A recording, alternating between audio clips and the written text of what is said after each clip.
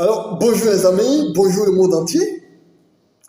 Cette fois-ci, nous allons voir le second je suis de Jésus. Le second je suis de Jésus. Nous sommes toujours dans le livre de Jean. Et cette fois-ci, nous sommes dans Jean, le chapitre 8, le verset 12.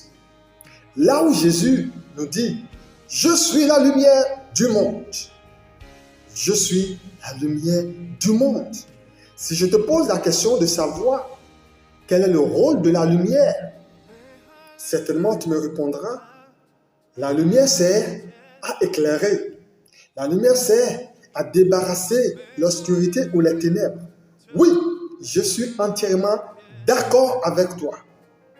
Alors ici, dans notre contexte, dans le contexte de Jésus, qu'est-ce que Jésus voulait dire en disant qu'il est la lumière du monde? Il voulait faire chasser quelles ténèbres, ou bien faire disparaître quelles ténèbres. Il s'agissait de quelle lumière? Tout simplement, Jésus voulait nous faire comprendre l'importance de la lumière et l'importance de la lumière dont il s'agit. Je reprends.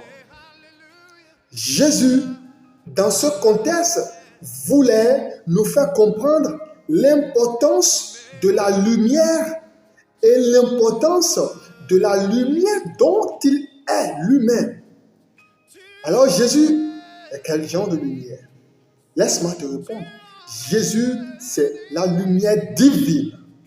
La lumière divine. Alors, il s'agit ici de quel genre de ténèbres, d'obscurité? Est-ce qu'il s'agit de l'obscurité ou bien des ténèbres ordinaires lorsque nous allumons notre lumière, notre interrupteur dans notre chambre, et nous allumons et que les ténèbres qui sont là disparaissent? Est-ce qu'il s'agissait des ténèbres ordinaires? Non, il ne s'agit pas des ténèbres ordinaires lorsque le soleil s'éteint et s'en va se coucher et que l'obscurité apparaît. Non. Mais ici, dans ce contexte, il s'agit des principautés. Les ténèbres dont il s'agit ici, l'obscurité dont il s'agit ici, il s'agit des principautés de ce monde.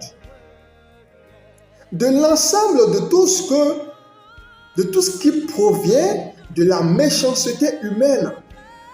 Je mets l'accent, nous mettons ici l'accent sur l'œuvre de la magie, l'œuvre de la sorcellerie, l'œuvre des œuvres noires, des œuvres sataniques, diaboliques.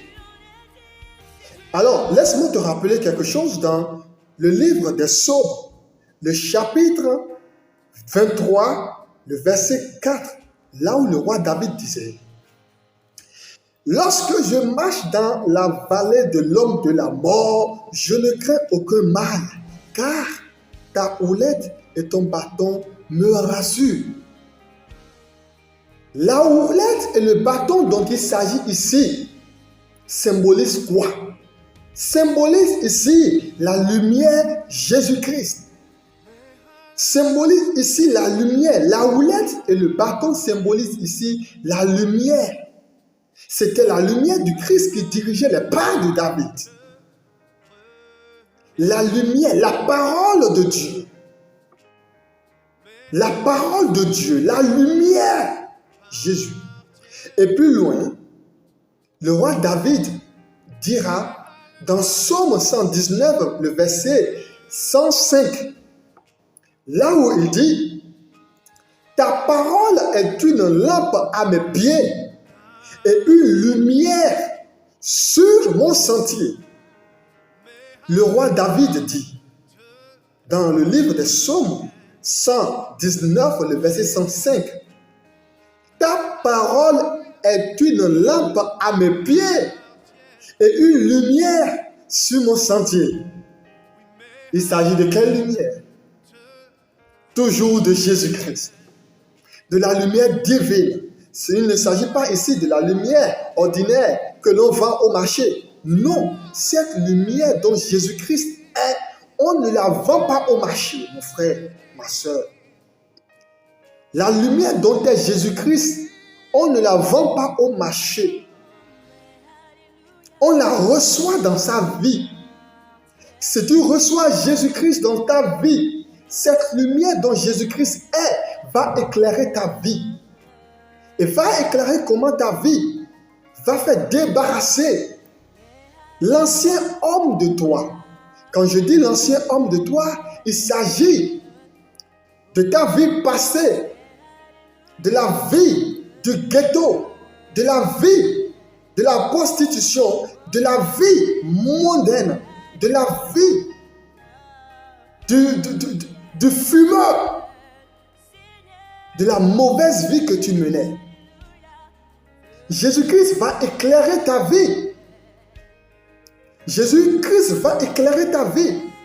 Débarrasser la lumière, débarrasser les attaques, débarrasser les poursuites familiales. Va débarrasser les œuvres de la sorcellerie qui te pourchassent. Jésus-Christ, la lumière du monde. Il te faut la lumière du monde. Il te faut cette lumière, Jésus-Christ. La parole de Dieu, la parole de Jésus-Christ, il te le faut, mon frère, ma soeur. Là où tu es actuellement, je te prie juste de m'écouter, de croire que Jésus-Christ est capable d'éclairer ta vie. Jésus-Christ est capable de faire disparaître ce que tu penses que, oui, tu ne pourras pas abandonner. C'est la cigarette que tu fumes, c'est la drogue, c'est la fornication, c'est l'adultère. C'est quoi? Qu'est-ce que tu fais et que tu penses que tu ne pourras pas abandonner par tes forces? Jésus-Christ est là. Il va éclairer ta vie. Alors mon frère, ma soeur, ce message est pour toi. Et je prie pour toi que la lumière Jésus-Christ, que la lumière dont est Jésus-Christ, illumine ta vie, éclaire ta vie, maintenant et pour toujours, dans le nom puissant de Jésus-Christ. Mon frère, sois sauvé, donne ta vie à Jésus-Christ. Si tu n'avais pas donné ta vie à Jésus-Christ, et si tu avais donné ta vie à Jésus-Christ, continue de marcher dans la parole, dans la lumière de Jésus-Christ, et tu fleuriras. Sois béni au nom de Jésus-Christ. Amen.